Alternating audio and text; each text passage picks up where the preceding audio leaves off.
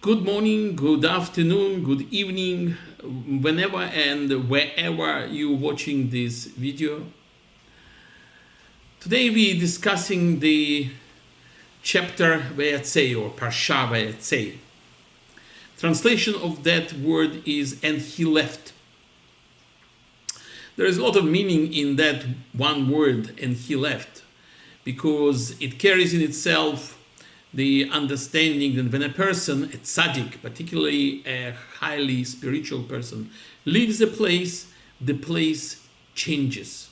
It goes down in its spiritual level. And that's the underlying meaning of this word Vayeitzei. So let's start from the beginning. We meet Jacob or Yaakov at the time when he left Beersheba, the place of residence of his parents, Isaac and Rivka, since basically he was running away from Esau, his brother, who wanted to kill him, as you remember from the previous Parsha, because he took his blessing from their father, Yitzhak. As far as Esau was concerned, it was unfair. And the other reason is that by the age of 63, Yaakov was still not married, or Jacob in English.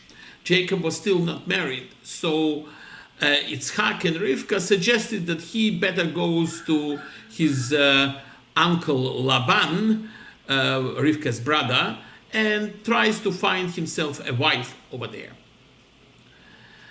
So after Jacob left, as I just said a few seconds ago, the spiritual level of the place has changed. And Esau felt empowered to send his son Eliphaz with an order to kill Jacob or Yaakov. Eliphaz pursued Jacob and caught up with him, but was then facing with a very serious dilemma. On one hand, his father gave him a very strict and very clear order, a command to kill Jacob. On the other hand, because he grew up in the house of Yitzhak, he was a very righteous person, and probably spent a fair bit of time on the knees of Yaakov, his conscience got the better of him, and he didn't know, what to do, because he couldn't bring himself to kill Jacob or Yaakov, his uncle. So, since Jacob was considered the chuchim of the family, the cleverest person in the family, he decided to go absolutely straight and ask him what to do in this kind of situation. So Jacob gave Eliphaz all he possessed. He told Eliphaz, there you go, take everything I have got, my gold, my jewelry, my cattle, my camels, my donkeys, my everything what he has got, including his credit cards, right? And then I am a pauper. And he said to him, Torah views a poor person as if he is dead, because he lacks resources with which he can basically influence other people. So Eliphaz, with clear conscience, could tell his father that basically Jacob was dead, because as far as he was concerned, a pauper, a person who is totally penniless, is as good as dead. And that's what it was. So Eliphaz left and went one way, and Jacob continued on his way. Being aware of the challenges which he will be facing with Laban, his uncle, he knew that his uncle is a crook and a liar and a very dishonest person. So he knew that he needs to prepare himself spiritually before he goes into this environment of Haran because it's not easy to maintain your spiritual level when you are constantly surrounded by all this physicality and by all the temptations, as well as the environment of lying, betrayal, dishonesty, etc.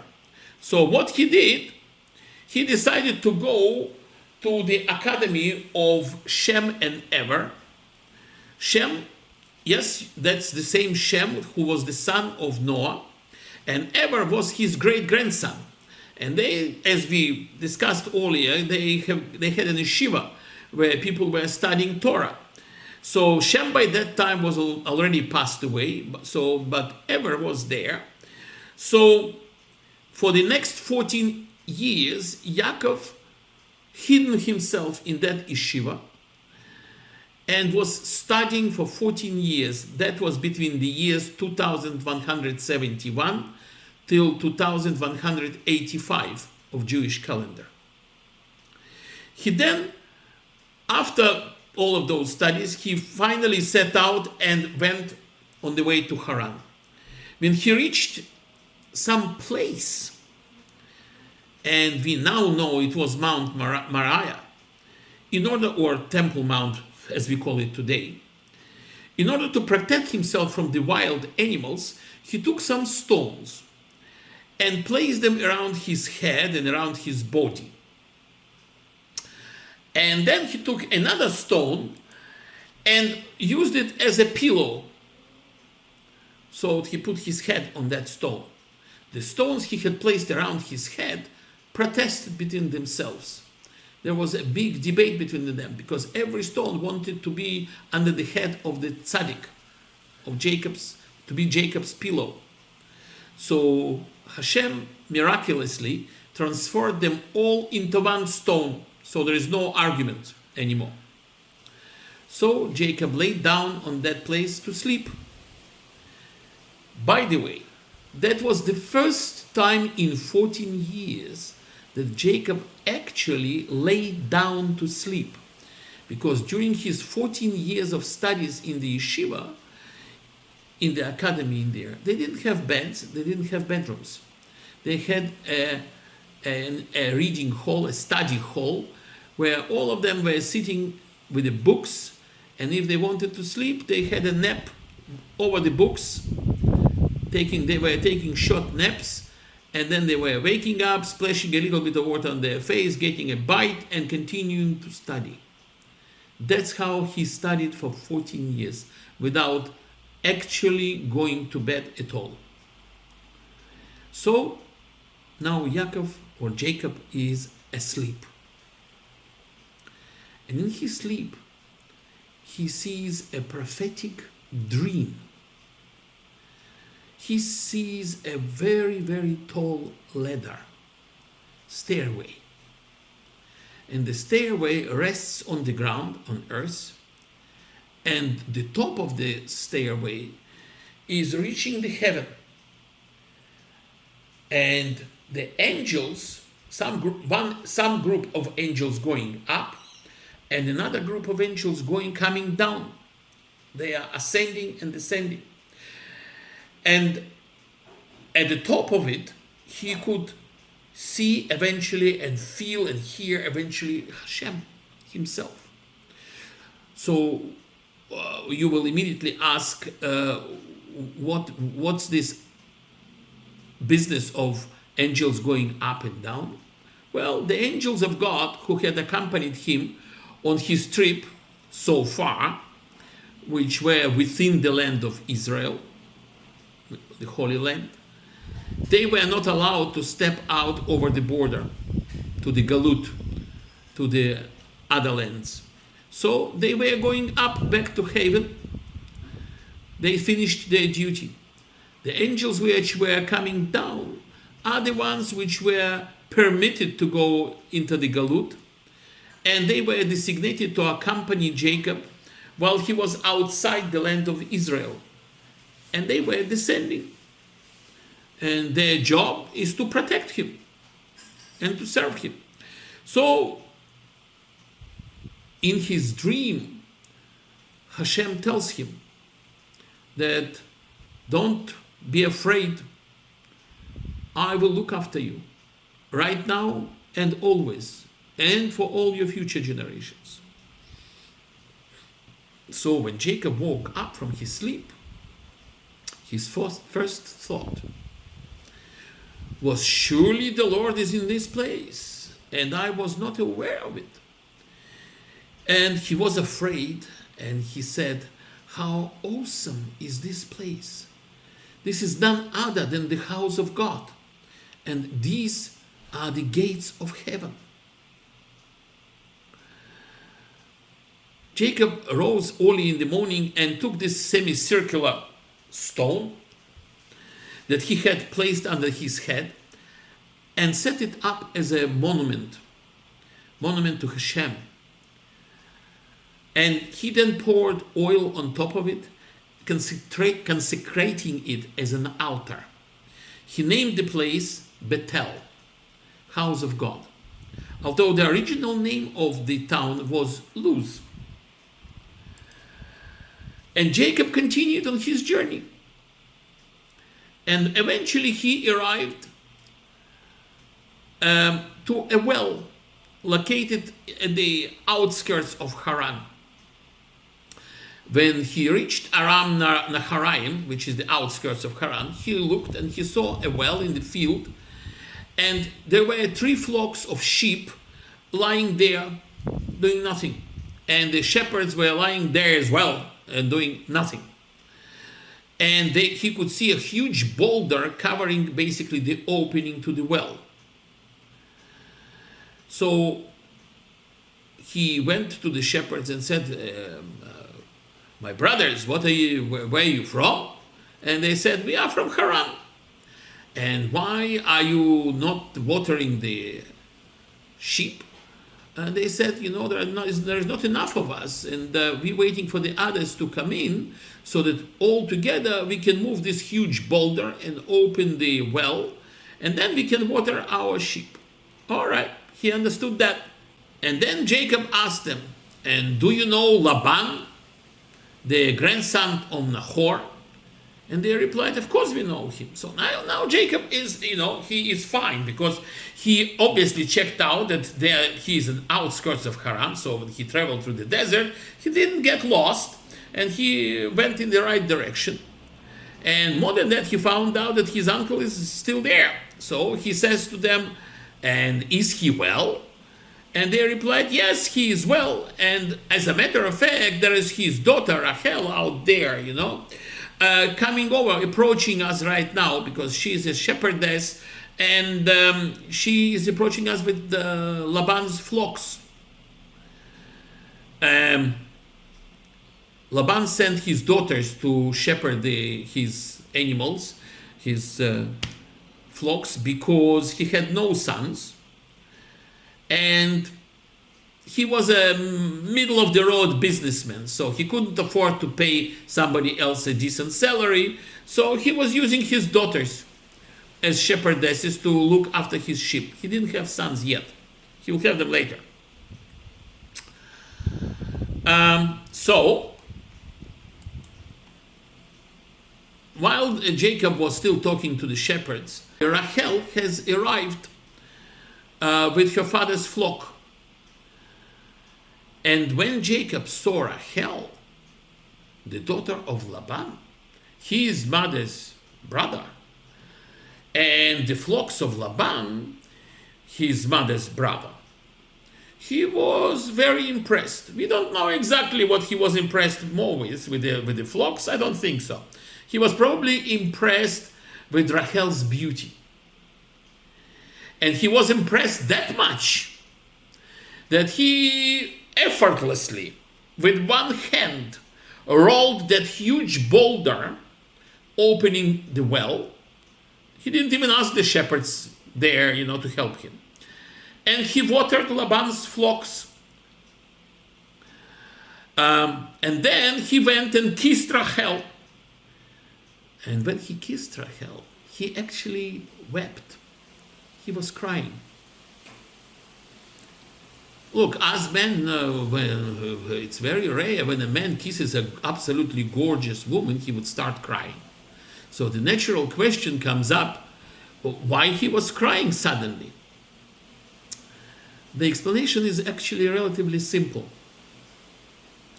Because Jacob was a prophet. And first he foresaw that, yes, he will marry that young, beautiful, gorgeous woman, but they will not be buried together. And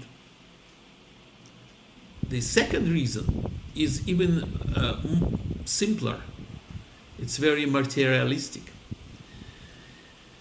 He felt sorry for himself and for Rachel, because if Elizar, Abraham's servant in the previous parshas, came over to the same location and to the same well where he actually found his mother, Rivka, and he was loaded with money and jewelry and the gold and silver and flocks and the lambs and goats and camels and you name it.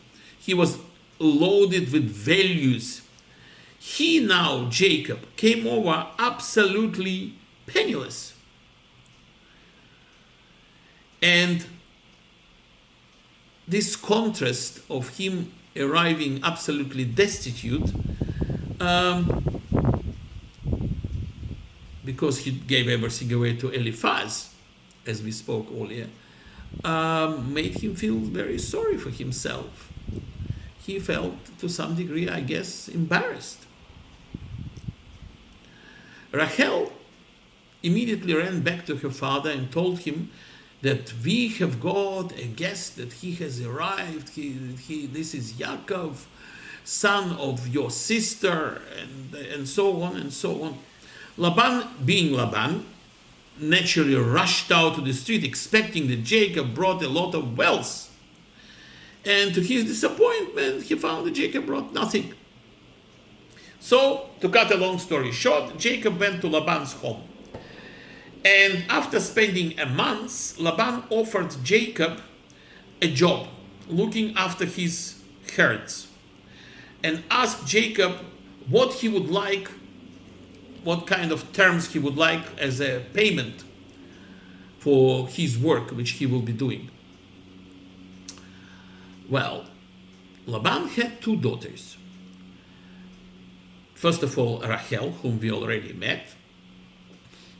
She was younger, and her older sister, Leah.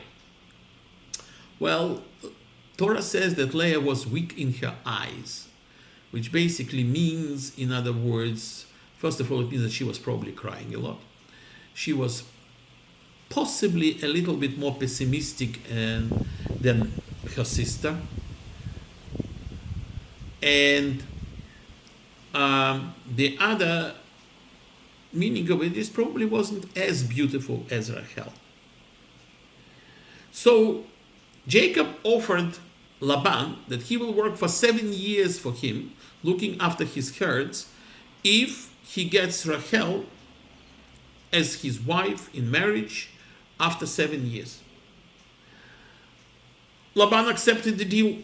So, and the 7 years, as far as Jacob was concerned, passed very quickly. He was madly in love. He was absolutely excited of the prospect of marrying Rachel. He was looking forward to it. So the 7 years went like a dream. So after 7 years of the service, Jacob asked Laban to make good on his promise, on his word. And truly to his word, Laban arranged a wedding and a feast, but he switched the sisters, because the bride comes over to the groom in the darkness in the bedroom, veiled. So Jacob couldn't see who actually came in. And when Jacob discovered in the morning, in the light, that this wasn't Rachel, it was Leah with him, with whom he actually consecrated the marriage. So he protested to Laban, at which Laban said to him, look, we have got a tradition, first the older sister must get married, not the younger one. But if you want to serve for me for another 7 years, I will give you Rachel in marriage in a week time from now. You will not have to wait for 7 years, so you can get married in a week time after this wedding, so that we finish all the celebrations and all the formalities. And then you work for me for another 7 years. Well, Jacob agreed. Leah gave birth over the years to 4 children: Reuben, Shimon, Levi, and Judah. But Rachel remained barren. She didn't have any children. Rachel and Leah both gave their handmaids, their servants, to Jacob as well as concubines. Nice life, the men at this time, had many wives. I don't know how they handled so many wives and so many women around them. Sometimes we struggle to handle one wife, but that's the fact of life. So his 2 wives gave him as concubines their maid servants, whose names were Bilhah and Zilpah. And Bilhah bore to Jacob 2 sons, 2 children, Dan and Naphtali. And Leah's maid Zilpah brought Gad and Asher, 2 more sons. So, and one spring day, Reuben picked jasmine plants. Reuben, the son of Leah, from the field. He just picked up flowers in the field and brought them to his mother, Leah. Rachel, when she saw those flowers, and she knew that these particular flowers may have a positive effect for a woman who has got no children, so that she may conceive. Properly prepared, of course. So she asked Leah to share with her some of those flowers. However, Leah said, no problem, I will give you those 2 flowers, but in return, you will swap with me, because tonight is your night to be with Jacob, but you will give him to me, and Jacob will spend the night with me. The 2 women, they agreed, and since Jacob obviously didn't have much say in this, he was told that he sleeps with Leah. So Leah gave birth to the other 2 sons, Issachar and Zebulun, and 1 daughter, Dinah. Eventually, after a number of years, Rachel gave birth to a son whose name was Joseph. At that point, Jacob asked Laban for permission to take his wife and his children and return to Canaan. In response, Laban revealed to Jacob that if when Jacob has arrived, which was 14 years ago by now, because I think he already served his second 7 years. So in response to, he said to him that when you arrived, I was a middle-level businessman, not crash hot. But now, thanks to your presence and your efforts and blessings, which you attract from Hashem, I became super duper wealthy. So, therefore, I have got very serious objections to you leaving altogether. You stay here with me. More than that, he said to him, just in order to keep you with me, let's go for another arrangement. I will re-specify your wages now, because you finished serving the second 7 years. So, whatever you specify, Laban said, I will pay. So Jacob proposed to him that he will continue looking after his flocks, after his sheep, but every sheep which is born with some streaks or spots, not exactly white, or the goats which are brown instead of being white, all of those marked animals will belong to him. And only the white ones, pure, will go to Laban. Laban agreed. He immediately removed all existing sheep which were spotted and streaked and etc., and passed them over to the other flocks to his sons, which by that time he had sons already. And in order to make sure that there is no existing sheep or goats left which have got some spots on them.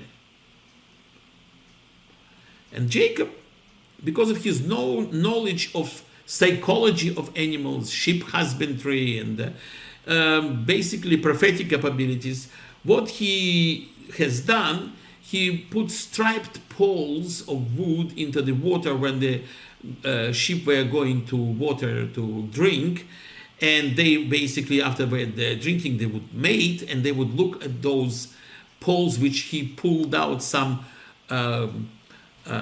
layer of the poles off, so that they would look streaked and spotted, etc. And as a result of this, majority of lambs, of sheep and goats were born spotted. So after an additional 6 years of service, Jacob became extremely wealthy. Absolutely incredible amount of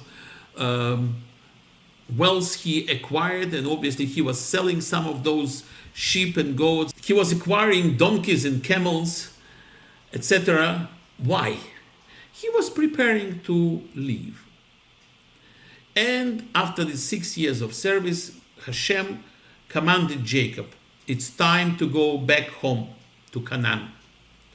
So Jacob summons his 4 wives, Rachel, Leah, Zilpah, and Bilhah, into the fields, and tells them that it's time to leave, and tells them to start preparations for departure. Why he took them to the fields? Because he knew that in the house Laban had listening devices. Whether they were electronic, I don't think so, but there were lots of ears and lots of spies. So everybody was watching him on Laban's orders. So as a result of this, he took them to the field where he was absolutely certain that nobody could hear them. So one day when Laban went to sheep shearing auctions, where they were shearing the wool and selling it at the auctions and all of this, which was 3 days away, seizing that opportunity, Jacob got his whole family, his wives, his belongings, and slipped away. Before the departure, Rachel actually stole Laban's idols. Why did she do that, you will ask? Well, she was a wealthy woman by that time. She was married to Jacob, who was the Bill Gates of his time. He was incredibly wealthy. So it wasn't because of gold or silver. She was hoping that if she will steal her father's idols, he maybe start praying to God instead of praying to idols which he doesn't have them anymore. Well, plausible idea, but it obviously didn't quite work. So Laban very quickly found out that they left, and he started pursuing them. And on the night before he reached them, which was around about 6-7 days ride on the horses very fast, or on the camels, on that night, God came over to Laban in his dream and told him, do not harm Jacob or his family. He told him, do not interfere in a positive or negative way. Do not interfere with Jacob, or else. Laban was a smart fellow. He understood that such a clear notice should not be ignored. So, when Laban reached Jacob on Mount Gilead, it happened,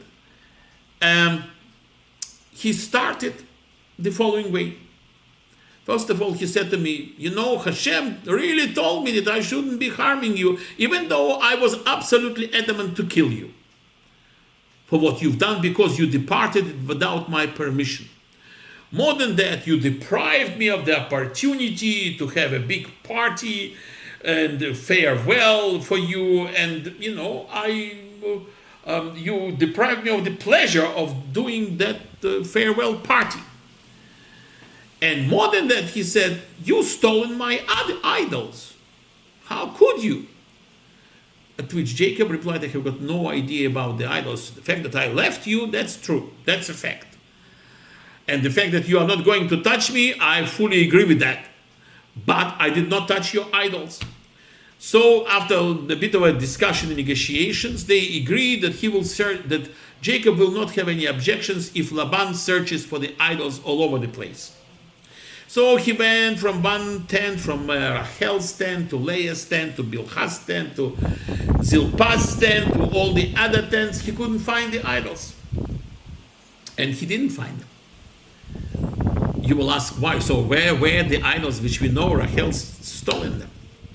Well, Rachel was a smart woman too. What she did is she said that she is having her monthly periods. So and because he reached them while they were on the way, sort of moving, she was sitting on top of the camel. And in her saddle bag at which she was actually sitting were the idols. Well, what man will ask a woman who is having periods basically to move? Nobody. And that's why she was quietly sitting on her camel. Thank God she didn't laugh. And obviously Laban didn't find the idols. So being a little bit dejected and having the interference earlier from Hashem, very clear one, he very quickly decided he'd better negotiate with Jacob a peace treaty. So they made peace and they erected a stone monument to seal the pact. And Laban returned to Haran and Jacob continued on his way. And when he entered Canaan, which is the future land of Israel, he was greeted by the delegation of welcoming angels. Remember the letter? Yeah. The guys came down now to welcome him. And this is basically the end of this parsha. It's an interesting story, but there is so much behind this story, so much depth that I couldn't even dream of discussing every issue covered here. But let's look at one very important aspect of it. What is it that made Jacob, Yaakov, not Abraham or Moses or Isaac, the true father of Jewish people? We are called congregation of Jacob or children of Israel, because Jacob later on would be named Israel. So he is the man whose name we bear. Yet Jacob did not begin the Jewish journey. Abraham did. Jacob didn't start it. And he did not face any trials like Yitzhak, trials of life and death and possible being sacrificed. No, he did not. And he did not lead people from slavery from Egypt like Moshe. And he did not bring down the Torah from Hashem like Moshe. More than that, yeah, true, his 12 sons eventually, all of them stayed within the faith, unlike Abraham's sons, because Isaac was okay, but Ishmael was not. Or Yitzhak's sons, which is he, Jacob, was okay, but Esau was very far from that. So what is so important in this person, Jacob, Yaakov, that he is the main difference? What is the main difference of his personality, his midot, who he is, that he became basically the father of Jewish people, and we carry his name, not his father and not his grandfather? It seems that the answer lies in this parsha. Jacob faces his greatest challenges, his greatest visions and spiritual elevations, spiritual elevations. When he is alone at night in the middle of nowhere, when he is fleeing from one danger and coming to another danger, going towards another danger. Well, when he saw the ladder and this prophetic dream, when he was fleeing from Esau, which, we just learned about that, and he was coming towards Laban, not much better. And then we will learn in the next parsha, when he is finally, prior to meeting Esau on his return, he alone, again, he is returning back from Laban and going towards Esau, another danger. He's in the middle, and he's alone at night, and he's having this epic fight with an unknown man.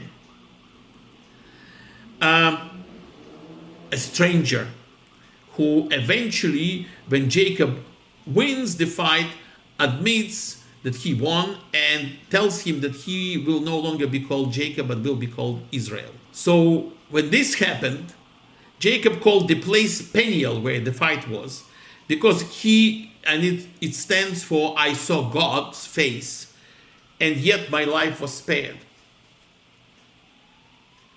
These are the decisive spiritual encounters in Jacob's life, and they happen in the space in between the dangers, when he is not at the beginning of the journey or he is not at the destination of the journey. He is in progress, and he is experiencing the risks in both directions, where he came from or where he is going to. But when he is most vulnerable, he encounters God and finds courage to continue going despite the hazards of the journey.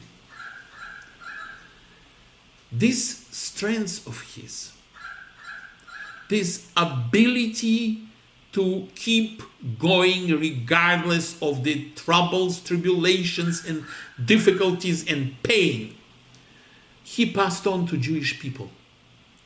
What is remarkable is not merely that this is one tiny people. We are tiny people. We are a very, very, very small percentage of the population on the planet even today. And we survived through the centuries numerous tragedies, which, if any of those tragedies happen to any of other people, they will not survive. Why? Because they don't have Jacob or Yaakov passing on his quality. We survived the destruction of 2 temples. We survived the Babylonian and the Roman conquests and destruction. We survived the expulsions and persecutions and the pogroms of the Middle Ages. The rise of the anti-Semitism in the 19th century in Europe and in Russia, you know that. And last but definitely not least, we survived the Holocaust. And what is even more remarkable, that after each cataclysm, after each attempt of our enemies to destroy us, we renewed ourselves and we reaching higher heights of spirituality and higher levels of achievement. Look at it. It's very, very true and simple.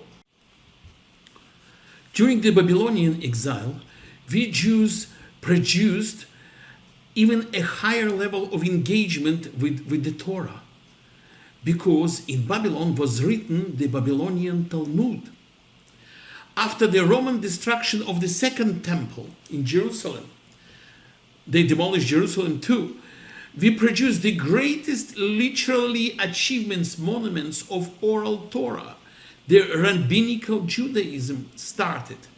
So Midrash, Mishnah, Gemara were written by our sages. During the Middle Ages, we created the masterpieces of law, the halacha, the Torah commentaries, poetry, philosophy. And last but not least, mere 3 years after the darkest night of Jewish exile, the Holocaust, 3 years only after that, we have created the state of Israel. We have forced the world to create the state of Israel. It's the historical Jewish return to their promised land. To understand it a little bit on a simple level, I will try to give you an allegory. What is really going on? Just imagine a man has to undergo a medical examination. He goes on a treadmill and he walks, and the doctor increases the speed of the treadmill, and he asks the doctor, what is it you're testing? You want to test for how fast I can walk or how long I can walk on this treadmill? And the doctor answered, no, neither. What I want to test is to see how quickly your pulse will recover after you reach the highest possible speed. You are stressed the most, and how fast you can recover from that stress. And we looking at that, so what the doctors are measuring, they're measuring the state of his health by the level of recovery, how quickly he recovers. And that is true for everyone. But most importantly, it's true for the leaders on every level. Leaders of the Jewish people. And we are, if anything, a nation of leaders. Because I honestly believe when we call ourselves the nation of the priests, the kingdom of priests, it means that our purpose in life to be leaders for the whole world, to be leaders of the humanity, to lead them towards discovery and connection with Hashem, with God. And especially leadership matters in the matters of spirit. And the business of doing that is highly stressful. So, and look at it. The thing is, the greatest people of Tanakh, Moses, Elijah, Jeremiah, and Jonah, were actually praying to die rather than to continue to lead. Moshe a few times asked Hashem to let him go, relinquish him of his leadership duties. Why? Because it's very, very stressful and depressive. Abraham Lincoln, for instance, suffered deep bouts of depression. Churchill had terrible bouts of this depression. He called it black dog, my black dog. Black dog. Gandhi and Martin Luther King attempted suicide in earlier years, their adolescence, and experienced depressive illnesses in their adult life. The same is true for many other artists and creative geniuses of our world, like Michelangelo, Beethoven, Van Gogh. The thing is that the question is, what is it? Is the greatness leads to moments of despair and depression, or the despair, the difficulties, the harsh realities lead to greatness and force us, people who are tuned to leadership, to greatness? Really, we don't have a clear answer to that question. But Jacob was a more emotionally volatile individual than Abraham or Isaac. Abraham was a very strong man, and he was often even serene in the time of the highest level of trials and tribulations. Isaac was a little bit more withdrawn, and he was quiet. Jacob is the one who experienced fear. He loved with passion. Jacob spent more time in exile than any one of the other patriarchs. But Jacob endured all of the difficulties, all of the harsh realities of his life, and he persisted. He kept going on. For all the figures of, in Genesis, he is the ultimate survivor. The ability to survive and to recover is part of what makes a leader a leader. The willingness to live a life of risks, decision making, and such individuals are different from the others. Look at Jacob. Jacob endured the rivalry of Esau, the resentment of Laban, the tensions between his two wives, the tensions between his children, the very death of Rachel on the road to Bethlehem when he buried her there, and the loss of 22 years of his favorite son Joseph. These are the calamities in life which not every human being can live through that and still maintain the clarity, the leadership, the desire to go forward, the faith and the perception of life which he had from the very beginning. He says to Pharaoh, "Few and hard have been the years of my life." Yeah, he complained, and for which he lost actually quite a few years of his life. Hashem took a deduction. Yet on the way he encounters angels. And whether those angels are going up and down the ladder or they are wrestling with him, there is always in those ordeals, his heaven, his environment is lit with the aura of spirituality and transcendence. He is the ultimate epitome of Jewish people, and that's why his name is Israel and our name is Israel. You see, to try to fall to fear and yet to keep going, that is what it makes the leader a leader. And that's what was Jacob, and even more so Israel, the man who at the lowest points of his life had the greatest visions of heaven, and at the lowest points of his life was always helped by heaven. And this is what we are. Israel, the nation of priests, we are leading the world back to God. I wish you all the best. Enjoy your learning. And I will see you in the next parsha. Goodbye.